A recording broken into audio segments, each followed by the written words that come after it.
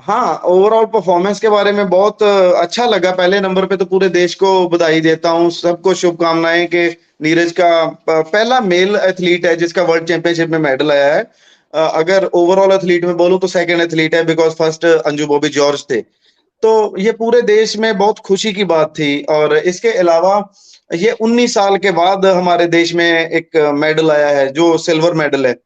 और हमारे specially athletics को इससे काफी उत्साह मिलेगा, वो काफी डेवलप होगी। जो यंगेस्ट एथलीट है उनको बहुत मोटिवेशन मिलेगी इस चीज से। तो बहुत खुशी है। और हर साइड इस खुशी का चर्चा है। हर बंदा बोल रहा है कि यस के हमारे देश का मेडल आया, मेडल टैली के अंदर हम घुसे हैं। जैसे टोक्यो ओलंपिक में मेडल टैली के अंदर एथलेटिक्स में हम आए थे, और ऐसे ही हम यहाँ पर वर्ल्ड चैंपियनशिप में भी आए हैं। अच्छा लगा, पूरे देश में ही बहुत खुशी है। देवेंद्र भाई, आप पहले जेवलिन थ्रोअर थे जिन्होंने वर्ल्ड चैंपियनशिप के फाइनल में क्वालिफाई किया था 2017 लंदन वर्ल्ड चैंपियनशिप में। जी। तो हमें बताइए कितना प्रेशर रहता है इतने बड़े कंपटीशन में जब उतरते हैं आप लोग? देखो, प्रेशर ऐसा रहता है कि देखो आपके साथ उसके अंदर ऑलरेडी डबल ओलंपिक चैंपियन होते हैं, डबल वर्ल्ड चैंपियन होते हैं, और यूरोपियन चैंपियन होते हैं। वो एक एक हम ऐसे नहीं बोल सकते कि वो एक हमारे इंडिया का नेशनल लेवल का कंपटीशन है, like federation cup, inter state या ओपन नेशनल। वो एक वर्ल्ड लेवल का कंपटीशन है। आप यहाँ अब हम बात करेंगे वर्ल्ड चैंपियनशिप की। तो वर्ल्ड चैंपियनशिप का जो आप नॉर्मल अंदाजा लगाइए कि वर्ल्ड जो चैंपियनशिप का मीट रिकॉर्ड है, जो चैंपियनशिप रिकॉर्ड है, वो 92.80 मीटर है। ओलंपिक का ओलंपिक रिकॉर्ड 90.57 मीटर है।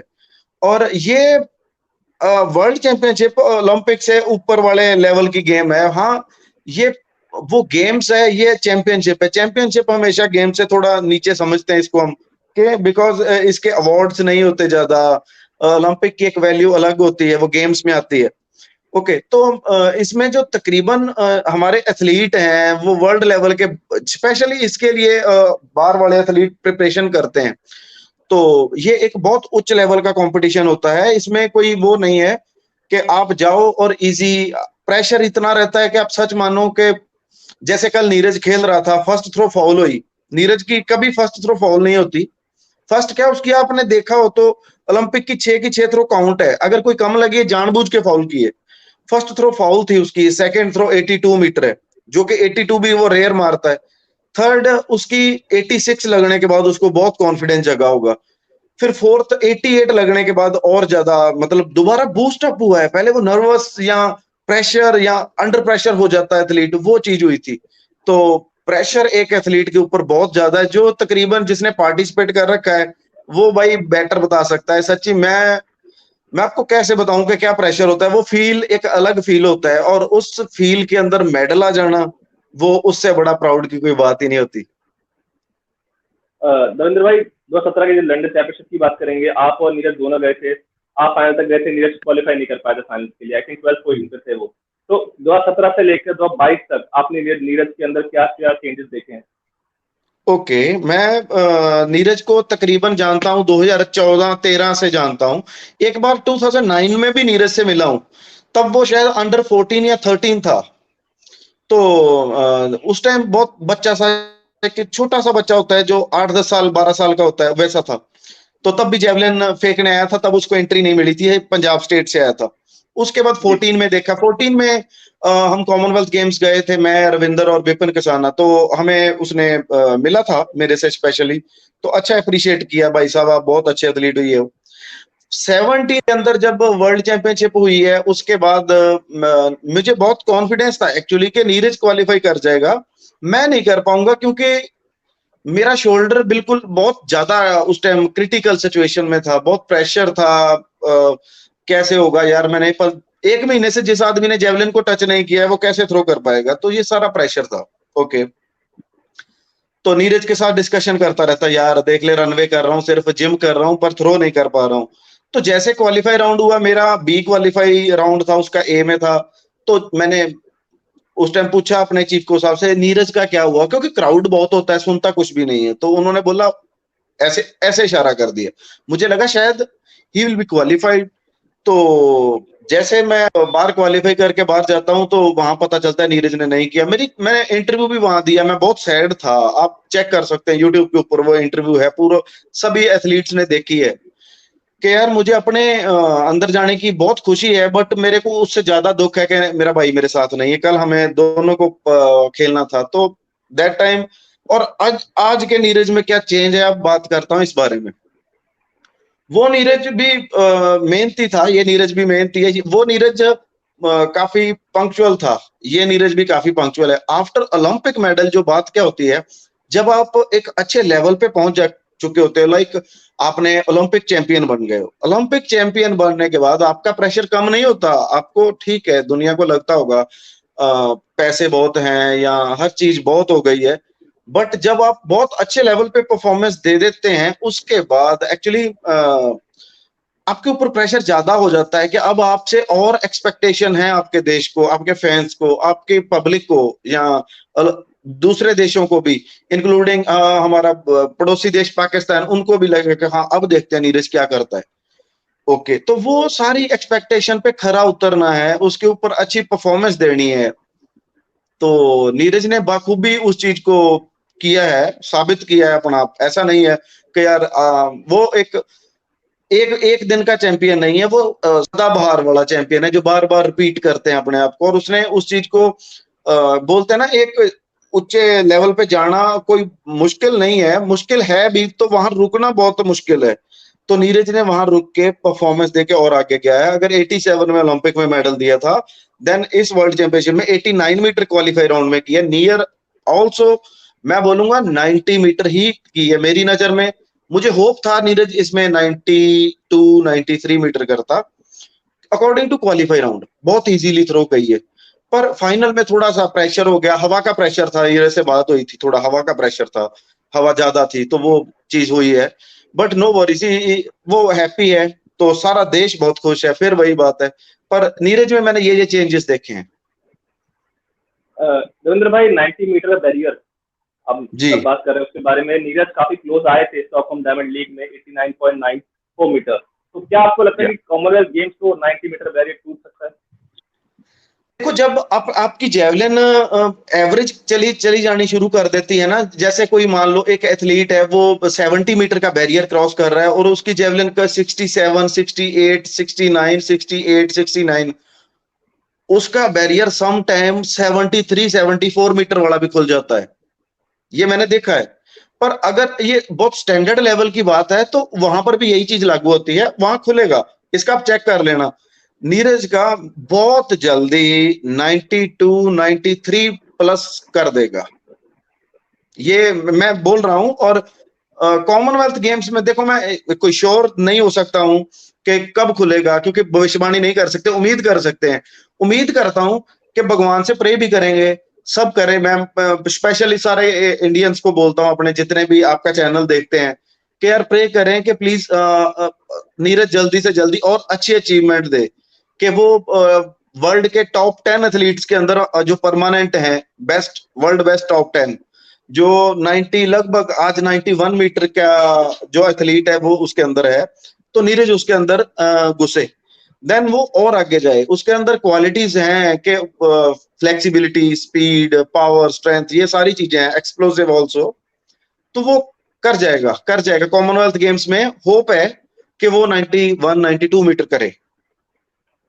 देवेंद्र भाई, आपने और नीरज चोपड़ा ने काफी कंपटीशन एक साथ खेले हैं, एक दूसरे अगेंस्ट कम्पीट किया है, चाहे वो 2017 का वर्ल्ड चैंपियनशिप हो, 2017 फेडरेशन कप हो, और भी सारे कॉम्पिटिशन है। तो हमें थोड़ा माइंडसेट के बारे में बताइए नीरज चोपड़ा की, उस टाइम वो कैसे रहते थे जब मान लो कोई कॉम्पिटिशन वो हारते हैं या जीतते हैं, तो क्या माइंडसेट होता है उनका? ऑलमोस्ट मतलब हारने के बाद क्या वो सोचते हैं, जीतने के बाद क्या उनका माइंडसेट रहता है? ओके, मैं आपको नेशनल लेवल का बताऊं या इंटरनेशनल लेवल का? दोनों बता दीजिए। ओके ओके, पहले तो मैं नेशनल का बताता हूँ। नेशनल में हम गए थे 2015 एशियन चैंपियनशिप भी हम साथ में गए थे, और 2015 हमने फेडरेशन कप भी साथ में खेला था। तो उसमें फेडरेशन कप में क्या हुआ कि मैं फर्स्ट था 79 मीटर करके। तो नीरज, आप वीडियो वो भी अपलोड है, नीरज ने बहुत जोर लगाया और इसने अपनी पर्सनल बेस्ट करी 74 या 73 74 प्लस करी। तो शाम को हम आए, बोला भाई साहब आज तो मर गई। मतलब वो हम एक दूसरे में ऐसे बात करते आए, मर गई, मतलब है तो ये फीमेल बट हम ऐसे बोलते हैं।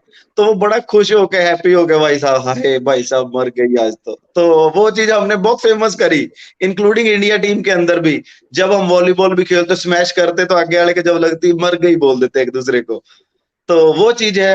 हारने की बात नहीं मैं बोलूंगा, जब हम बीट हो जाते हैं नीरज भी, हम बेस्ट ऑफ 8 में या 6 में इंडिया में जब नहीं आते, तो शाम को मिलना और सुनाओ भाई साहब आज तो जान लग गई, बहुत बुरी हालत है। एक देखो हर एथलीट हारने के बाद सोचता है, ये सेम जो पढ़ने वाले होते हैं वो एग्जाम में क्रैक नहीं कर पाते तो वो सोचते हैं क्या मिस्टेक थी, थोड़ा सैड होते हैं।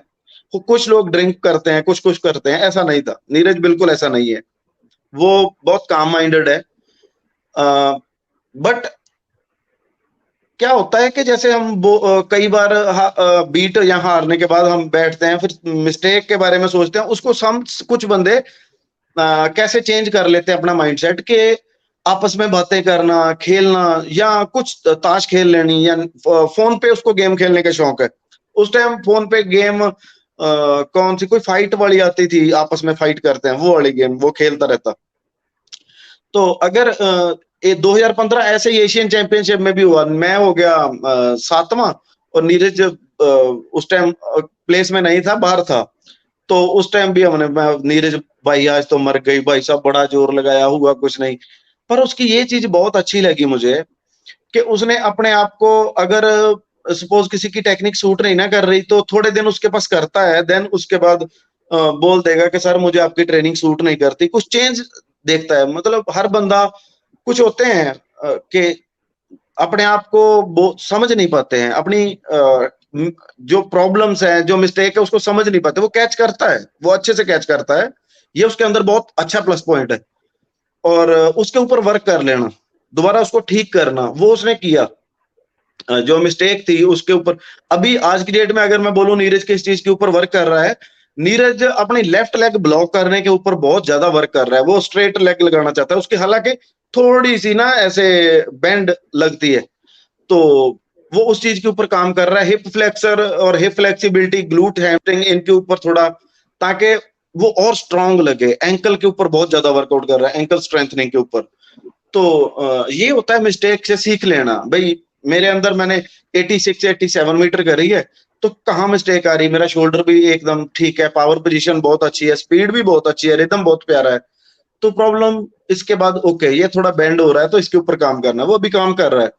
तो जिस दिन ये प्रॉपर कॉन्फिडेंट हो गया, अब 89 90 मीटर थ्रो लगाई है उसने, 6 सेंटीमीटर या 8 सेंटीमीटर नहीं लगी थी, वो इंक्लूड करते हैं हम कि 90 ही है। तो वहां से उसने ये सीख लिया है कि अब थोड़ा और काम करना है, कि अब 90 प्लस करनी है। हाँ, जीतने के बाद नीरज का रिएक्शन वो बहुत हवा नहीं करता। कुछ कुछ एथलीट्स हैं या कुछ कुछ होते हैं ना, एक्चुअली कोई भी एथलीट हवा करता नहीं है, फैन फॉलोइंग होती है, वो ही उनको चढ़ाते हैं ज्यादा, पर वो चढ़ता नहीं है। उसके अंदर ये भी बहुत अच्छी बात है। अब आप देखें कि मिलियन व्यू फॉलोअर्स हैं, क्या क्या व्यूज चले जाते हैं उसकी एक वीडियोस के ऊपर, एक फोटोज के ऊपर, बट वो ज्यादा चढ़ाएगा नहीं।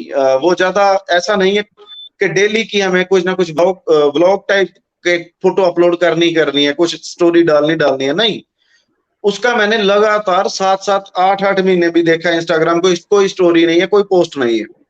तो वो जब मेहनत के ऊपर हो जाता है तो मेहनत करता रहता है, और जब थ्रो की तरफ है तो फिर थ्रो तो मार के उसके बाद कोई चीज अपलोड करनी, और नॉर्मल सेलिब्रेट करना, सबसे मिलना। वो नहीं समझता किसी को जूनियर, उसके आगे से कोई जूनियर एथलीट जा भी रहा होगा ना, जानबूझ के बुला लेगा उसको।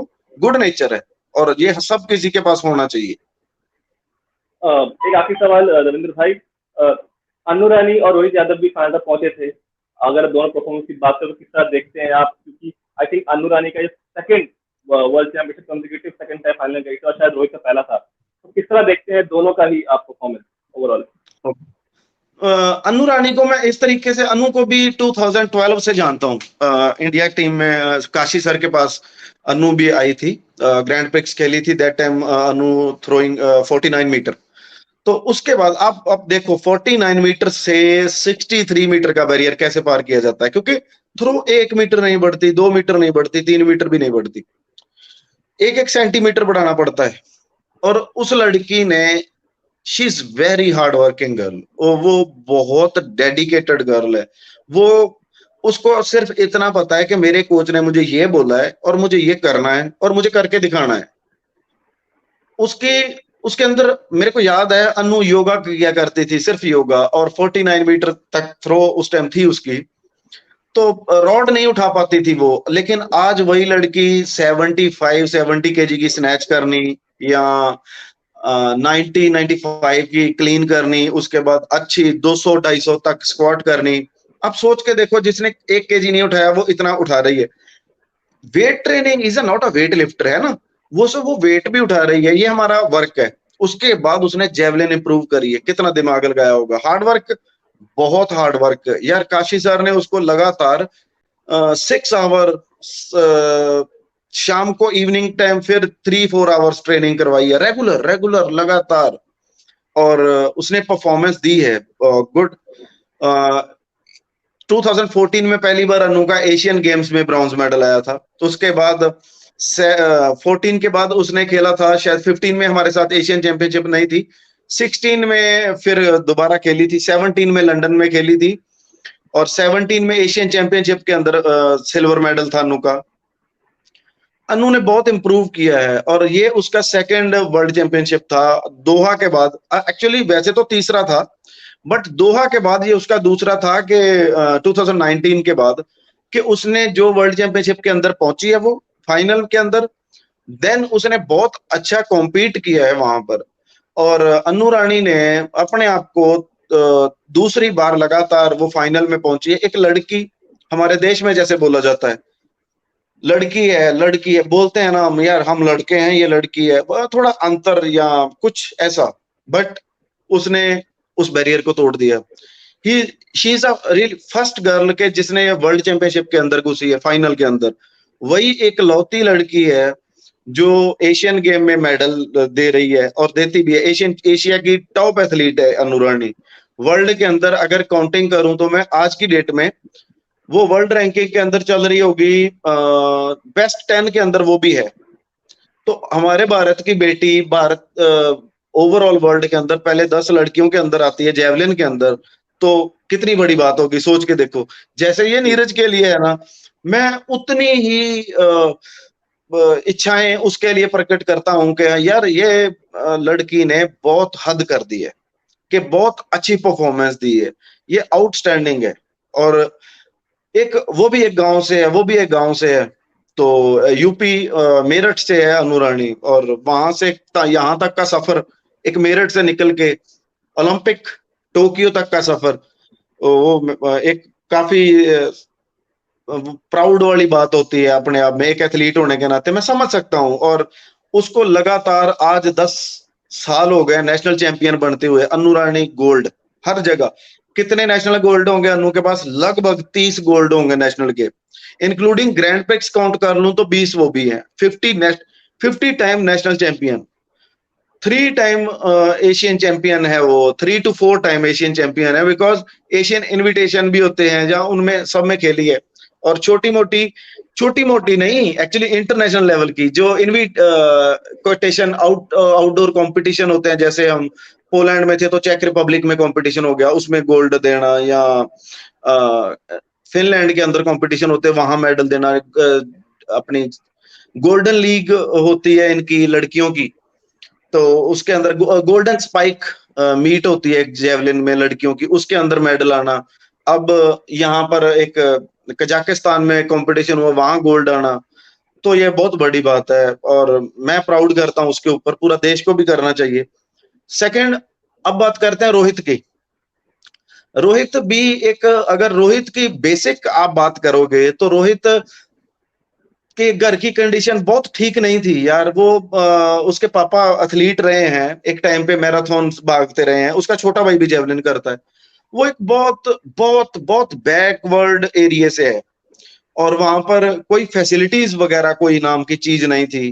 अगर आज भी मैं बात करूं तो बड़ी मुश्किल से शायद उनके बिजली पानी ये सब चीजें, पर उस बंदे ने वहां से निकलकर कितना बड़ा सफर तय किया है कि जूनियर इंडिया का जो रिकॉर्ड है, नेशनल रिकॉर्ड, वो रोहित के नाम है, 81 मीटर 700 ग्राम की जेवलिन। उसके बाद उसने ये कंपटीशन खेले, इंटरनेशनल वो खेल गया था बहुत पहले, लगभग 2017-18 के अंदर वो भी इंटरनेशनल खेला था।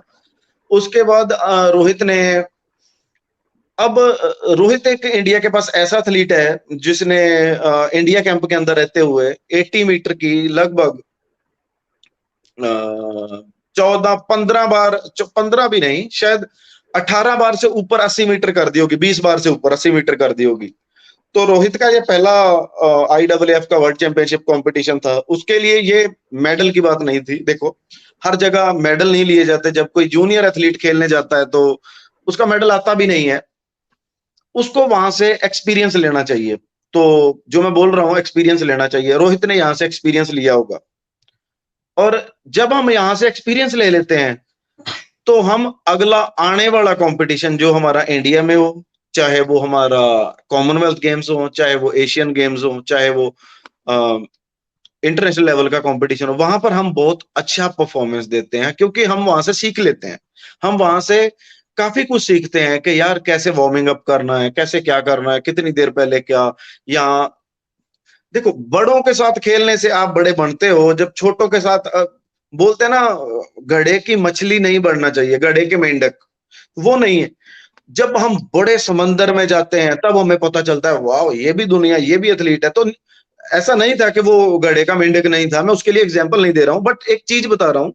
जब वो बड़े समंदर में आज खेलने गया है तो उसको पता चला होगा कि वाह यार, ये बहुत अच्छे एथलीट है यहाँ पर। तो हालांकि उसमें हमारा इंडिया का मेडल भी आ रहा है 88 मीटर पे, और क्वालिफाई राउंड में 89। कितनी सीखने की बात है कि यार यहाँ से मेरे को बहुत कुछ सीख के जाना है, या सीखा होगा रोहित जल्दी।